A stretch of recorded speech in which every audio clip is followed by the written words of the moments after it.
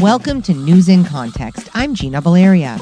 In this episode, we talk with New York Times columnist David Brooks about his new book, How to Know a Person, The Art of Seeing Others Deeply and Being Deeply Seen. Brooks has been discussing politics and policy in the Times and on NPR for years. But as the social fabric of the U.S. has begun to fray in recent years, he's become more and more interested in how to weave community across differences and points of privilege as a way to strengthen that fabric. His latest book offers stories, tips, and examples to help all of us practice seeing the humanity in others and contribute towards strengthening our communities. This is Civity Week on News in Context. Civity is a culture of deliberately engaging in relationships of respect and empathy with others who are different, moving from us versus them to we all belong. Definitely want to talk with you and have a conversation about your book and about the reasons behind it. But I'm hoping, because this is Civity, that we could take the first couple of minutes of our conversation to do a Civity interaction, because I think it dovetails nicely with your book and the goals you have, which I understand are to have people connect better and see each other better. I'm wondering if we could answer the question, both of us, what is something you do almost every day? I write every day. That's awesome. I've written every day since I was about 7 years old. So I love that. I do that every day. I love that. I laugh every day now because my husband is so funny. So I get to laugh every day, which is really cool. I wish I wrote every day. I write many days, but not every day. I cry every day. Why do you do what you do? I don't really have a choice. If I haven't written in a day, I feel out of sorts and awful. So I guess that's the narrow reason. There's a great George Orwell essay called Why I Write. And he says, I write first because I want people to think I'm clever. 2, I enjoy playing around with language. Yeah. And 3, I hope to make some difference in the world. And so those are pretty good reasons. Is that also why you've chosen journalism, and also why you've chosen now to look at weaving and bridging and all of that? Does that make a difference in the world part of that as well? A little. I stumbled into journalism. I read a book called Paddington the Bear when I was 7 and decided I want to become a writer.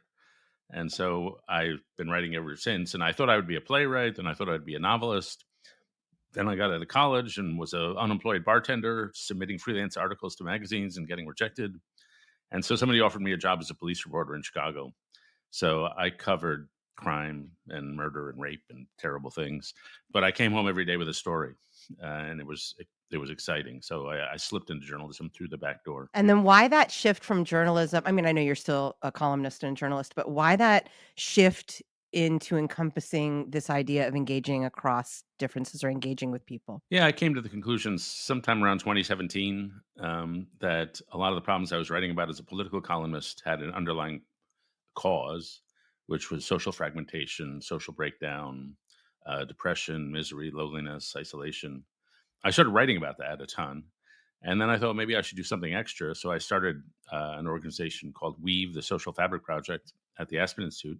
And we were just celebrating the sort of people Civity celebrates, which is the people who are just really good at building connections and restoring community and building social capital and just all around good human beings. I also did journalism, but broadcast. I was a radio, TV, digital. And for me, it was always about making what you said, making a difference. It was always about this mission of like informing people. And then I've transitioned into education. I teach now at Sonoma State. And it's kind of the same mission for me. It's like, well, to connect the students with, helping them make a difference. So for me, it's always that mission. And that's why I work with Civity too, is this idea of trying to solve problems, fix things, help people be informed and connected so that they can make a difference. It's funny. I teach college level too, and I still call my students kids. Yes. And I hope I call them that to their face, and they don't seem to mind. Right. The idea of your journey as a journalist and also this relational bridging, like we haven't been on the same journey, but I've also moved from that space into the bridging space.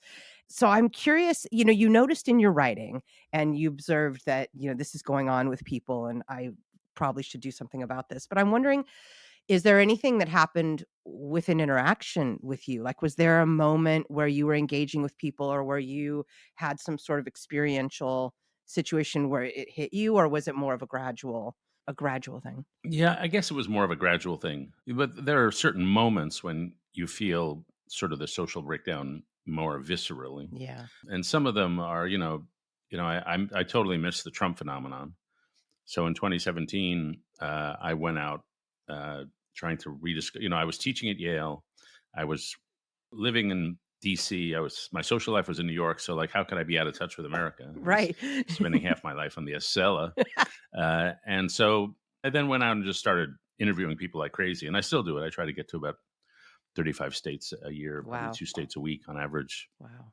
So I do a lot of traveling, and you just have conversations. Some of them are very simple, but one thing I noticed that when I started my job as a journalist, when I'd go to the Midwest, about once a day, somebody would say to me, "You people think we're just flyover country." And then by 2017, I was hearing that probably 8 times a day, and so a great sense of people feeling ignored. And then it just became harder with all my baggage. I come walking into the room with the New York Times, the Atlantic, PBS.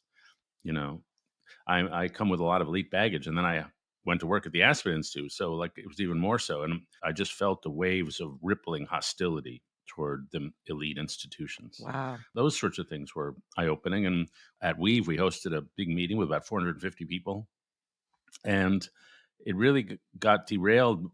We were trying to talk about one thing, but it really became a struggle session, a pain session about some of the social injustices, especially racial injustices. And in the middle of the room, we wanted to meet in the round so we'd all be equal. Yeah. But we built a little 18-inch stage for the speakers. And it turns out the people in the room hated the stage. The idea that somebody should be above others was really like, no, that's your elitist thinking. So it was a rude education. What an amazing moment. That a simple stage, like which I would do as well. Like I've done theater, and so of course you want people in the back to be able to see what's going on, but to have that perspective reflected back to you that it's also elevating someone is fascinating. What did you make of that when that moment happened? Well, I just think there's a lot of disgust at the institutions of American society. This happened probably in 2018, and it was a preview of what America saw after George Floyd's death, when a lot of the pain in the room was expressed. I was unprepared for how to confront people who would come at me like I come, as I said, with all this elite baggage. So a lot of the time, people come at me with complaint that I'm part of a system that they find holds them down, and this is true on the left and the right. So how do I engage with them across what they perceive of, and I guess really is, inequality of power? Yeah, yeah. No, and that's such a challenge. In the book, you discussed observing and feeling uncomfortable with taking up space with your stories. But there's also this element of what you were sharing in your book that you're more comfortable observing and maybe less comfortable uh, sharing your own stories or taking up that space. I think there's an inhibition in my profession, which is proper. Yeah. And I was told by George F. Will when I first started this job and started asking columnists, "How do you do this?" And he just said, "Never use the word I." And so there's a natural like diffidence. Like I don't want to be narcissistic as much as I genuinely love talking about myself.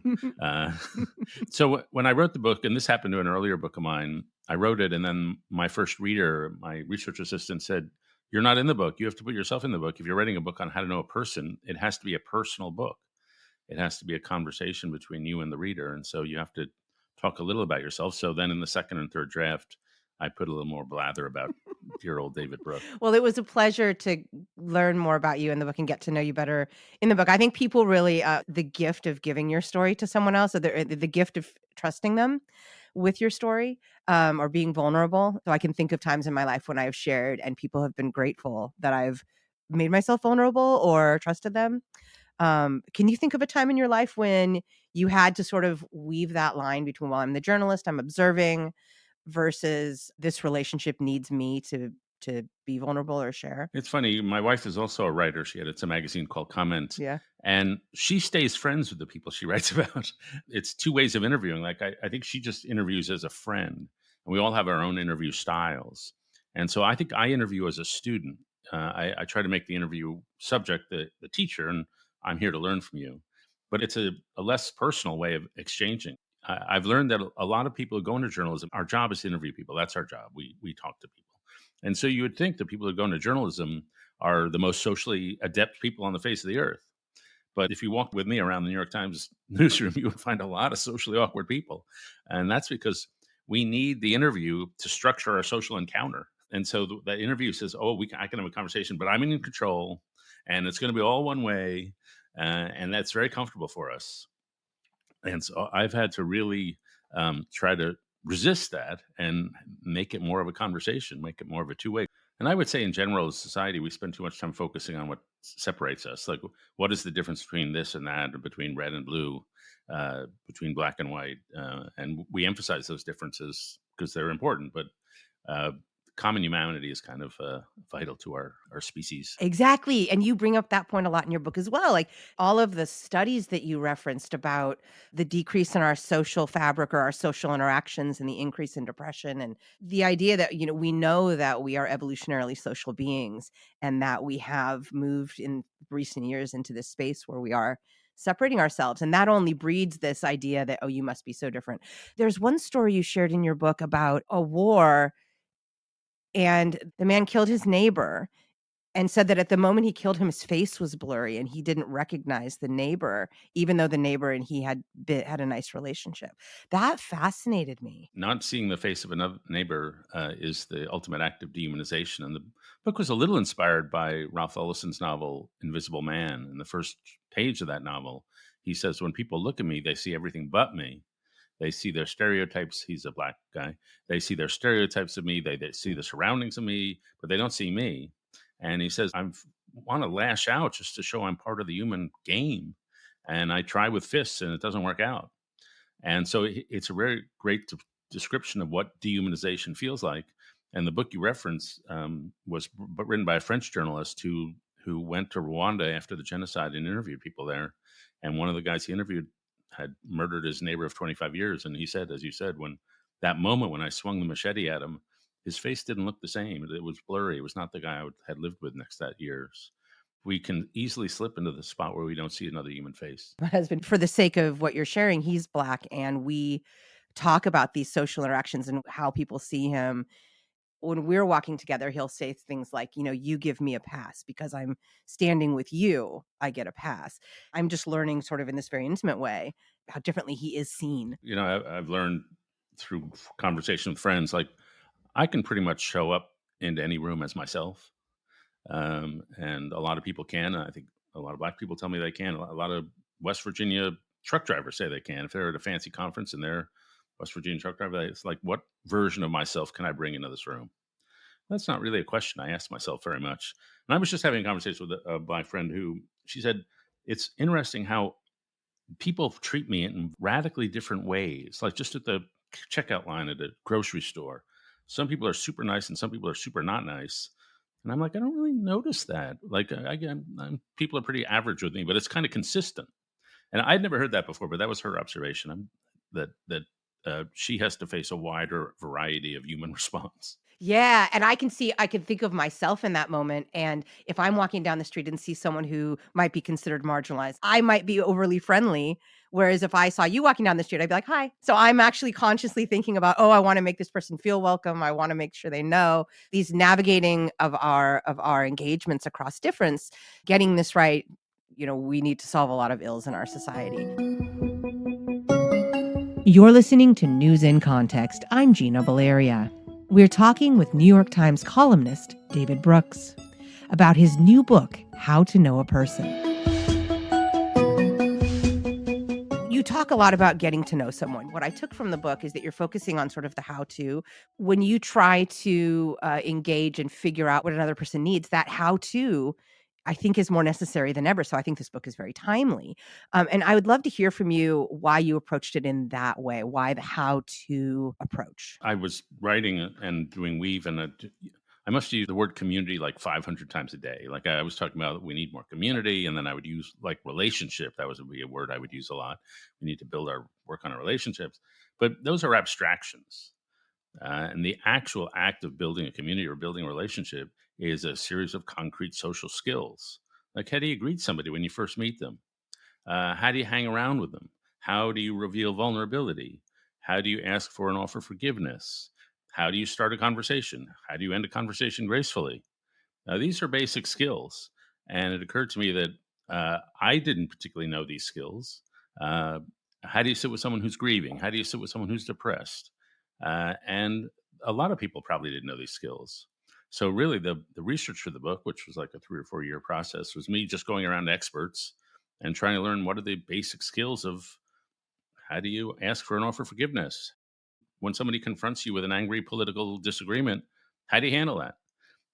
And so I just want the book to be very concrete, very practical. Here are the skills that may help you be considerate to the people around To really get to know someone is one thing, and that's like the people in our lives regularly. But there are also all those small interactions throughout the day, which I think your approach really also helps. I'm wondering if you are willing to share maybe some smaller interactions you've had, those sort of small touches as you go about your day that have affected you or made you feel part of a community when maybe you weren't the privileged one in the room. you. The small things are just trying to take a casual encounter and make it a more personal encounter.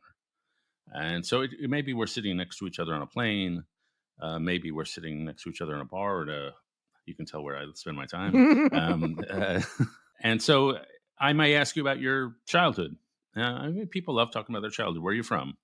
And it may only be a 15-minute conversation, but I'll probably learn something about you. And maybe you'll learn something about me, and it'll be just a more personal encounter. And I've become a big fan of the power of small moments. It really affects me if I'm checking out at the CPS and the cashier is friendly to me or not friendly. It really affects my mood. And it's just this little thing, but it's hard to shake off somebody who's not friendly. Totally, yes. So I've come to believe in the power of small moments and then turning each moment into a slightly better version of itself. So we may be just hanging around. I was hanging around with a friend of mine who, and a group of people, and he's a theologian. And I asked him, what's your favorite unimportant thing about yourself? And he says, I'm a big academic, but I love trashy reality TV. And so I said, I love early Taylor Swift more than I love later Taylor Swift. And so we had this conversation, and it was not truly earth shaking, but it was a little better conversation we'd had if we just talked about the weather. Right, and doesn't that make you smile later? Like, "Oh, I know this cute thing about this for or this," and then you have this bond, this strange bond about, "Oh, I heard Taylor Swift's song on the radio," or whatever, it may come up later, and that connects you even more, those tiny little moments. You also talk in the book, you share a couple of stories about the moments in which you learned by getting it wrong or by doing something you felt was right, but then being reflected back to you that maybe someone wanted something different. I'm curious if you could share how it felt for you when you really connected with someone across a difference, like there's a difference, a power differential or something, and it worked, and how that felt for you. Some of the things I'm thinking about are first, and this took 24 years. I do a TV show called The News Hour on PBS, and I did it for 24 years or so with Mark Shields. And Mark was left, and I was right. And Mark was a generation older than I am. Mark's a Boston Irish Catholic. I'm a New York Jew, and so there are significant differences. And yet, I think over the time we came to have a similar spirit. And so we fought about big things on TV, but we were never mad at each other in person. And so I think that was just born out of some sort of mutual respect and Mark's really golden nature. And so that's a time across an ideological difference. We started out kind of doing the civility interaction, and there's one more piece of it. So I want to, like, in this moment, do the second part of it, which is the final part of the civility interaction, and then I'll continue on with the interview. Civility does this thing about above ground identities and below ground identities, image of prairie grass where you can see the grass, but there are roots or trees. What do you think your above ground identity or identities are, the ones people see by just looking at you? And then your below ground identities, the ones people can't tell. I guess my above ground identity, people think I'm nerdy, bookish, cerebral, and cheerful. I'm rarely uncheerful in public. Uh, and I think my below ground would be a little less nerdy than people think. I often feel like they're shocked that I listen to hip hop music or something like that. Like no, why is that so complicated? A lot of middle aged guys listen to hip hop, and maybe I'm a little better at baseball than people would imagine. But I'm also a little less cheerful than people imagine. I think my above ground identities are like friendly, open, welcoming, energetic, hopefully caring. I think people count on me to sort of be very welcoming and very like all come on, everybody come in. And I think my below ground identities are that definitely. I mean, I mean that. But I think also I am more awkward and shy than people know because I'm such an extrovert. But I'm also very shy and very awkward and but I don't think I show that to the world much unless it comes out accidentally. So thank you for sharing that. And I'm curious, how did it feel to listen to me share my story for you? I love that kind of conversation. I love the honoring when somebody offers a vulnerability and somebody else responds. I think it's, you know, we're sort of in the same business of getting people to go through these sorts of exercises. And I often ask people in our business, how often does somebody say none of your damn business? And my answer is almost never. That if you respectfully give people a chance to tell their story, talk about themselves, they eat it up. And there have been studies show that people like telling their stories more than they like money. They will give up money for the chance to tell their story. And Studs Terkel was a great journalist who did these oral interviews. And he just said, you listen, and people will talk. They will always talk because no one has ever asked them before. And so I felt as good as advertised, even in this little exercise we did. Oh, that's awesome. How did it feel when you shared your story, when you shared the information that you shared? Felt, risky and good. And I've learned this as a public speaker. Whenever you're speaking before any size group, throw yourself on the audience and they will catch you. Yes. And that the bad public speakers do not, they stay behind the podium. But if you emotionally throw yourself on them by some vulnerability, something, they will catch you. And that's the key to having a good speech, frankly. And so I've learned to trust people, and sometimes you'll get betrayed, and they won't catch you. But it's still always best to lead with trust, and it's worth it in the long run. You bring up this again, it's not massive in your book, but I did hear it, the idea of privilege, and we touched on it earlier. What interactions across difference were like for you when you realized you had privilege? Was there a moment when you realized you had privilege, or was there a moment when you realized, "Oh, it's different for me?" Like, for example, the woman who gets friendly versus not friendly, or women who have to think about walking at night, whereas men never have to think about that stuff. Was there a moment when you sort of realized this for yourself, or was it gradual as well? I'd say it was gradual and far too late because nobody feels they have privilege. Like everybody thinks like I'm just another schmo, and life is hard for me. By the way, but obviously the economic privilege is the thing everybody notices. Once you hit some sort of middle class or upper middle class lifestyle, you can't help that. Like I remember when I was young and struggling, not getting anything published. I would never buy orange juice at the grocery store because orange juice, I learned, was surprisingly expensive. And now I don't check; I just buy the orange juice. And so that's for like a class rubric that I've cost. And now I don't have to check the price of a carton of orange juice. And so whenever I buy orange juice, I'm aware of this. I'm lucky I don't have to check. So that's one of it. And then I get to work at the New York Times, and I see me and my colleagues as just regular old schmoes. But that's not how rest of the world sees us, for good reason. When you have this platform, it comes with a certain amount of power. And it also comes, by the way, with a certain amount of hostility. People love to take down a Times person. But mostly it's just the buildup of, you can name them all: white male, professionally successful. And so I've learned when people come at me with critique for my privilege, my instinct is to say like, "Oh, I'm one of the good guys here. You don't understand. You should see my point of view." But my job is to, just as they say, stand in their standpoint. It's to ask them 3 or 4 or 5 more times. Tell me about your point of view. What are you seeing here? What am I missing here? And I may not fully agree with them ever, but at least I'll have showed them the respect of asking them a question. And I quote a book in my book, which I highly recommend, called Crucial Conversations, written by about 6 authors. The lead one was a guy named Joseph Grenny, I think. And they say, in any conversation, respect is like air. When it's present, nobody notices, and when it's absent, it's all anybody can think about. So my job as the more privileged one is to pay close attention to the emotional undercurrents of our conversation, to make sure the other person feels respected.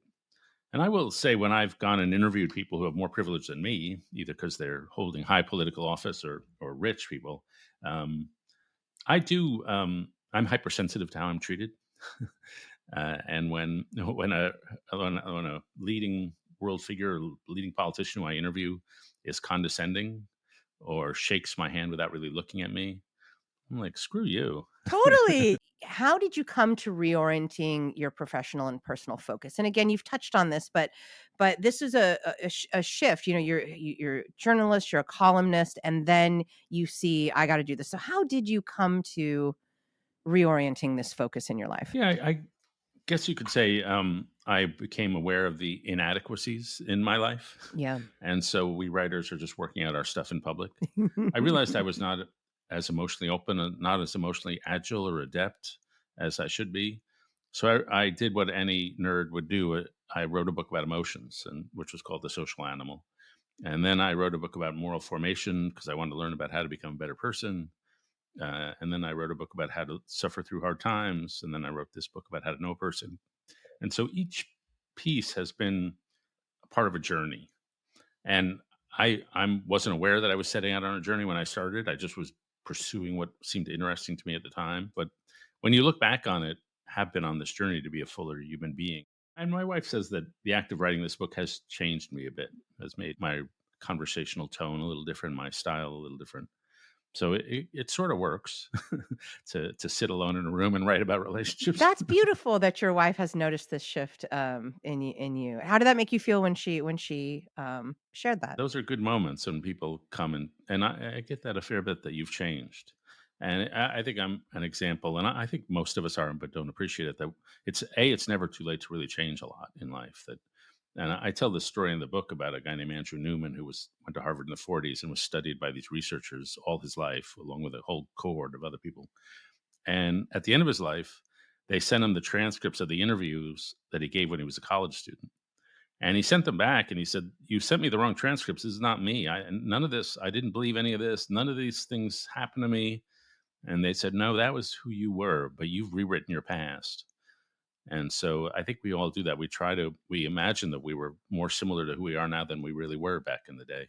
But people really do change. You discussed the role of curiosity. So I'm curious, in all of this, how important is the role of curiosity in what you're talking about or what we're talking about here today? Yeah, I think the number one reason we have bad relationships is people are egotistical and they're not curious about the other.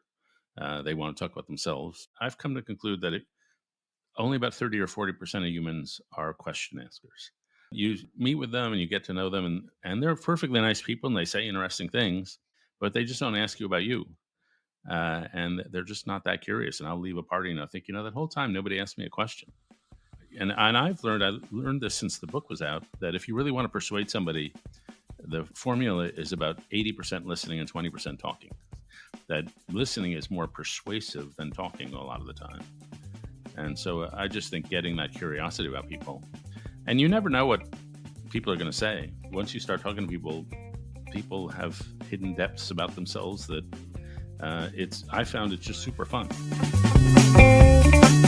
Thank you to my guest, David Brooks, New York Times columnist and author of How to Know a Person, The Art of Seeing Others Deeply and Being Deeply Seen. This is Civity Week on News in Context. Civity is a culture of deliberately engaging in relationships of respect and empathy with others who are different, moving people from us versus them to we all belong. To learn more, go to civity.org. Music in this episode includes Spring Fling by Track Tribe and The Heist by Silent Partner. In addition to hearing News in Context every Friday at 8:30 a.m. and 6:30 p.m. on KSFP 102.5 in San Francisco, you can hear it on Spotify, Stitcher, Apple Podcasts, iHeartMedia, Google Play, Google Podcasts, Podbean, YouTube, and PRX. We're also on Facebook and Twitter at News in Context SF and on Instagram at News in Context. And you can find links to all of that at newsincontext.net.